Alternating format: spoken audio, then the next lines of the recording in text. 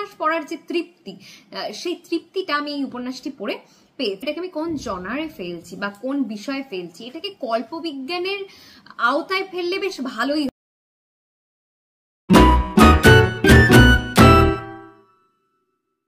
নমস্কার, বুক লাইব্রেরির পক্ষ থেকে আমি ময়ূরী আজকে আবারও হাজির হয়েছি নতুন আরেকটি উপস্থাপনায়। আর এই উপস্থাপনায় কথা বলবো শারদীয়া আনন্দমেলায় প্রকাশিত একটি উপন্যাস নিয়ে। এই উপন্যাসটি প্রকাশিত হয়েছে শারদীয়া আনন্দমেলা 1431। উপন্যাসটির নাম টিকলিদের আশ্চর্য ঘড়ি, লিখেছেন নন্দিনী বাগ। টিকলিদের আশ্চর্য ঘড়ি নামটা শুনলেই এই উপন্যাসের বিষয়বস্তু কি তা আন্দাজ করা যাচ্ছে, তবে আন্দাজ কিন্তু ভুল হবে না। একটি আশ্চর্য ঘড়িকে নিয়ে এই উপন্যাসটি লেখা। তবে তার আগে বলি এই উপন্যাসটিকে কোন বিষয়ের মধ্যে ফেলা যায় বলে আমি মনে করছি। এই উপন্যাসটিকে সায়েন্স ফিকশন বিষয়ে ফেললেই ভালো হয় বলে আমার মনে হয়েছে পড়ে। এই উপন্যাসটির মধ্যে টাইম ট্রাভেলিং আছে, টাইম ট্রাভেলার বলা যায়। তো আর কথা না বাড়িয়ে এই উপন্যাসটিতে কি কি আছে সে বিষয়ে চলে আসি। এই উপন্যাসের মূল বিষয়বস্তু একটি ঘড়ি। টিকলি বলে একটি মেয়ে সেই আশ্চর্য ঘড়িটি নানান রকম ভাবে খুঁজে পায়। তার বাড়িতেই ছিল এবং দীর্ঘদিনের পুরনো একটি ঘড়ি, 100-150-200 বছর আগের ঘড়ি। সেই ঘড়ির এক আশ্চর্য ক্ষমতা, সেই ক্ষমতা হলো সে ভবিষ্যৎ দেখাতে পারে। টিকলি বলে মেয়েটি এই উপন্যাসের কেন্দ্রীয় চরিত্র বা প্রোটাগনিস্ট বলা যায় এই চরিত্রটিকে। তো তাকে নিয়ে এই আশ্চর্য ঘড়ির জাদু লেখিকা দেখিয়েছেন। দেখানো হয় যে এই আশ্চর্য ঘড়ি ঠিকঠাক কাঁটাটাকে ঘুরিয়ে দিলে হয়তো আমরা ভবিষ্যতে কি ঘটছে সেটা দেখতে পাবো। সেই জায়গা থেকেই তিনি ছোটদের বেশ কিছু দুষ্টুমি দেখান, যা বড়দেরকেও আনন্দ দেবে যখন উপন্যাসটি আমরা পড়বো। আর এই যে টাইম ট্রাভেলিং এর যে বিষয়টা বলছিলাম, এই টাইম ট্রাভেলিং এ দেখা যায় যে ভবিষ্যতে কি ঘটতে চলেছে সেটা দেখার জন্য দুই বিজ্ঞানী একটি আবিষ্কার করার চেষ্টা করেন যে এর পরে কি ঘটছে সেটা বরঞ্চ দেখে নেওয়া যাক।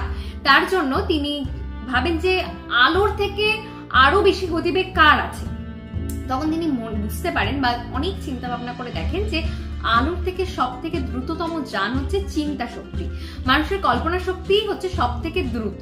তো সেই কল্পনা শক্তিকে কিভাবে কাজে লাগিয়ে তিনি এই ঘড়িটি বানান সেই কথা এখানে বলেছেন এই উপন্যাসটিতে।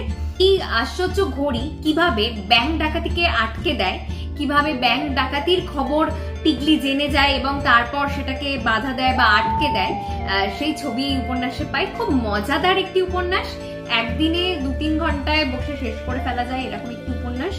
আর পুরোপুরি কিশোরদের জন্য লেখা একটি উপন্যাস। এতগুলো যা যা উপন্যাস পড়েছি এই বইটি থেকে, মানে আনন্দমেলা থেকে, আমার মনে হলো যে এটি তার মধ্যে একেবারে কিশোরদের জন্যই লেখা হয়েছে বা আদ্যপান্ত কিশোরদের জন্যই লেখা, তাদেরকে এন্টারটেইন করার জন্যই লেখা হয়েছে বলে আমার মনে হয়েছে। তো আমার বেশ ভালো লেগেছে, ঝরঝরে লেখা, কিশোরদের জন্য, কিশোর কিশোরীদের জন্যই লেখা।